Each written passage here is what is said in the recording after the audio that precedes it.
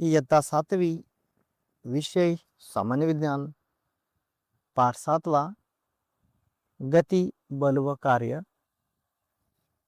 स्वाध्याय.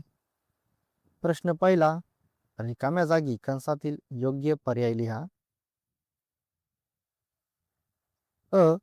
जर एखादी वस्तू वेळेच्या समप्रमाणात अंतर कापत असेल तर त्या वस्तूची चाल एकसमान असते. आ. जर वस्तू एकसमान वेगाने जात असेल तर तिचे त्वरण 0 असते. ई. चाल ही राशी अदिश राशी आहे. ई. वेग म्हणजे विशिष्ट दिशेने एकक कालावधीत वस्तूने कापलेले अंतर. प्रश्न दुसरा, आकृतीचे निरीक्षण करा व प्रश्नांची उत्तरे द्या. आकृती. सचिन आणि समीर मोटरसायकलवरून ए या ठिकाणाहून निघाले. बी या फाट्यापाशी वळून सी येथे काम करून सी डी मार्गे ते डी या फाट्यापाशी आले व पुढे ई येथे पोहोचले. त्यांना एकूण 1 तास एवढा वेळ लागला. त्यांचे ए पासून ई पर्यंतचे प्रत्यक्ष कापलेले अंतर व विस्थापन काढा. त्यावरून चाल काढा. ए पासून ई पर्यंत ई या दिशेने त्यांचा वेग किती होता? या वेगाला सरासरी वेग म्हणता येईल का? उत्तर. ए ते बी 3 किमी, बी ते सी 4 किमी, सी ते डी 5 किमी, डी ते ई 3 किमी. म्हणून प्रत्यक्ष कापलेले एकूण अंतर 3 + 4 + 5 + 3 बरोबर 15 किमी. प्रत्यक्ष कापलेले अंतर होईल 15 किमी. ए ते ई हे सरळ अंतर.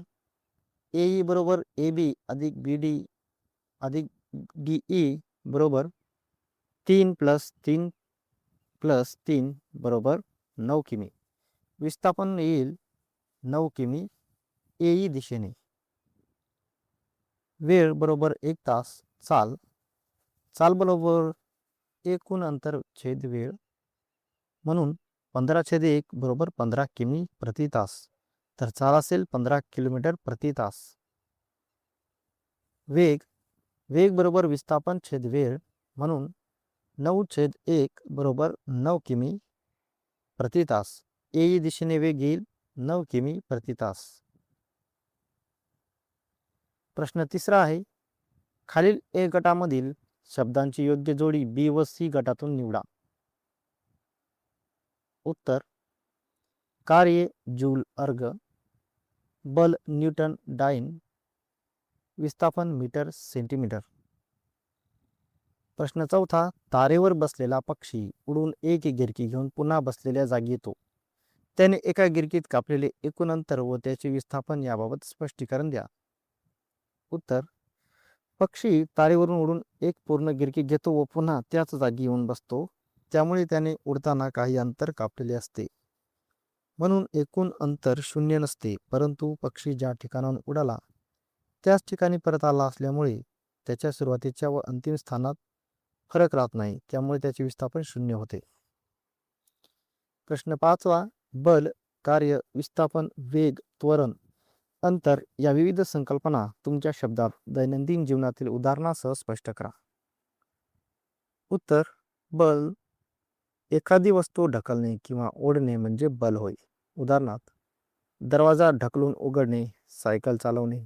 कार्य, बलामुळे वस्तूचे विस्थापन झाले तर कार्य होते. उदाहरणार्थ, पिशवी उचलून एका ठिकाणाहून दुसऱ्या ठिकाणी नेणे. विस्थापन, वस्तूच्या सुरुवातीच्या व अंतिम स्थानातील सरळ अंतर म्हणजे विस्थापन.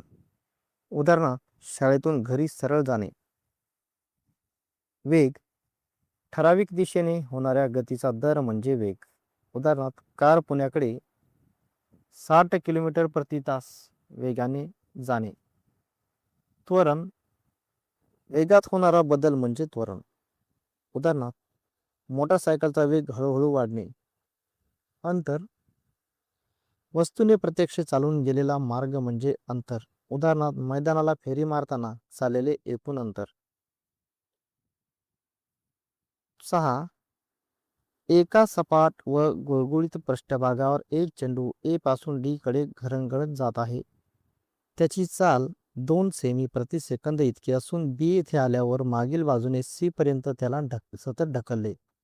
सी पासून डी येथे गेल्यावर त्याची चाल 4 सेमी सेकंद झाली. बी पासून सी पर्यंत जाण्यासाठी चेंडूला 2 सेकंद वेळ लागला. तर बी व सी दरम्यान चेंडूचे किती त्वरण घडले ते सांगा. उत्तर: सुरुवातीची चाल बरोबर 2 सेंटीमीटर प्रति सेकंद, अंतिम चाल बरोबर 4 सेंटीमीटर प्रति सेकंद, वेळ बरोबर 2 सेकंद.